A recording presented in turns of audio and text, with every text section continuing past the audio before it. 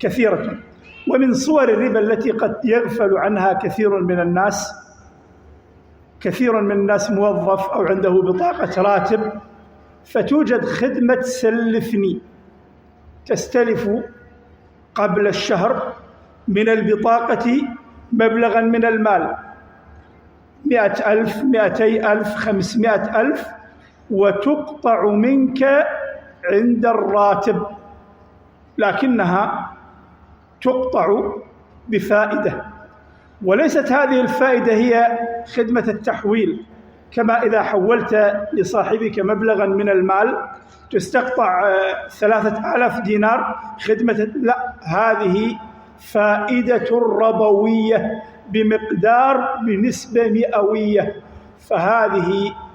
من الربا الواضح والصريح والذي قد يغفل عنه